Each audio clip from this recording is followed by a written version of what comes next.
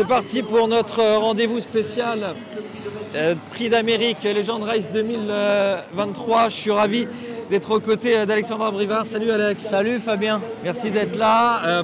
Bien sûr, tu aurais préféré être dans le défilé, être au sulky, mais c'est le sport. Tu auras certainement beaucoup d'autres occasions d'être au départ du Prix d'Amérique. Tu as déjà participé au Prix d'Amérique à plusieurs reprises. Tu as pris une deuxième place, oui, avec Looking Superbe. Bon souvenir? Oui, c'était un très beau souvenir. Après, c'est pas une fin en soi d'être à côté de vous. Si vous n'avez pas un bon baquet, autant la regarder et apprécier le spectacle. Bon, merci d'avoir accepté notre invitation. L'idée, ça va être de commenter la course, mais pas de commenter comme les commentateurs professionnels. On va vouloir que tu nous donnes les clés de la course, le moment où on peut comprendre ce qui se passe, les faits de course, comme on dirait, les faits de match dans d'autres sports, et puis les tactiques gagnantes ou pas. Puis je vais te poser des questions pendant la course pour savoir quel sulky tu choisis. Donc tu vas un petit peu te mouiller.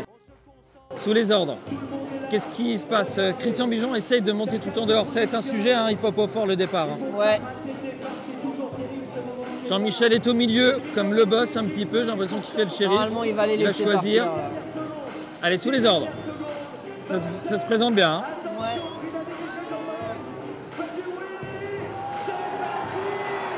Très beau départ. Excellent départ, parfait départ pour ce Prix d'Amérique Legend Race édition 2023. Décoloration a pris la faute, elle est éliminée. En dehors, on est bien parti avec Ido Tier. J'ai l'impression que Hip Hop au Fort n'est pratiquement jamais aussi bien parti, mais il va falloir gérer ce parcours en dehors. Tu te trouves où là, Alexandre? Qu'est-ce que tu voudrais comme sulky? Hop, Pidao galop. Ah, Pidao. Il s'est couché un peu sur l'autre. Il s'est couché un peu sur l'autre.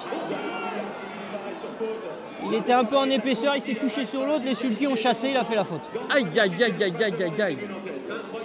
Tu dis se coucher, c'est-à-dire qu'il il s'est braqué un peu. Il s'est braqué. Incroyable, quel coup de théâtre. Est-ce que les pilotes entendent la disqualification? Ouais. On a entendu du Valdetta disqualifié. Là, ça change tout. Là. On passe une première fois devant les tribunes.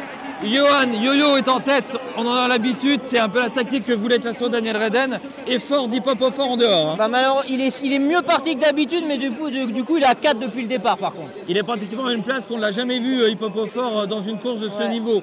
En tête, Don Fanucci-Zet qui est un vainqueur des clopettes et qui déroule. Ça va très vite. Que nous dit Tracking? On est à 5 en bas de la descente. Et voici Orsi Dream avec Eric Raffin. Que va faire Eric, Alex? Il va tenter de prendre la tête, mais Johan, normalement, il a les ordres d'être en tête. Là, ils ont fait fort. Là, ils ont fait très très fort. Ça va jouer pour les autres ou... Ah, moi, je serais content d'être à mi-paquet, là. Ouais. Hussard du Landré essaie de se rapprocher en dehors. Bonheur, on a Onek qui est pas loin. On a également Hooker Berry qui se fait évidemment oublier. Avec Jean-Michel Bazir dans le sulky. Il est dans le dos d'Hussard du Landré qui n'a pas le choix de progresser. Pas tellement d'ailleurs, il essaie de temporiser Benoît Robin, mais il va avoir un rôle très important dans cette course car c'est lui qui emmène le fameux wagon de 3. Qui a la meilleure position stratégique là, Alex? Ah, c'est dur parce que les chauds-têtes ont fait des efforts, mais Christian est bien placé. Il est derrière Orsi. Et si Hussard arrive à ramener le wagon, bah, c'est Hooker qui est bien placé. Don Fanucci-Zet a l'avantage pour aborder la montée avec Orsi Dream qui est associé à Eric Raffin qui ne cesse de se retourner à droite, à gauche, surtout sur sa droite pour voir qui va venir. Et ce sera peut-être Hussard du Landré. Et Alex nous disait que Hooker Berry avait le très bon parcours. C'est vrai qu'il est dans le dos d'Hussard du Landré qui va devoir tout de même accélérer. Il y a également Hip Hop au Fort qui est extra. On a l'intersection des pistes. Orsi Dream a-t-il la meilleure place, Alex? C'est lui qui a fait les efforts, donc s'il gagne là, c'est que c'est un crack.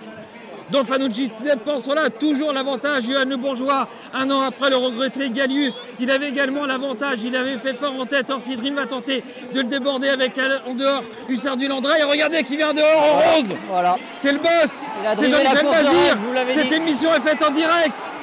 Michel Bazir en dehors avec Hooker Berry à la fois du vide et toujours en tête Orsi Dream avec Don Fanucci-Zet qui a toujours l'avantage. Alex, il va gagner. Il a gagné, Jean-Mi. Il monte déjà le bras en l'air. C'est Jean-Michel Bazir, JMB, le boss, le grand crack qui vient de réaliser un monstre de démonstration. Mais quel monstre, mais quel phénomène. Il allait driver la course parfaite. Il allait la driver, la course parfaite. C'est lui. C'est notre Dieu. C'est notre Dieu.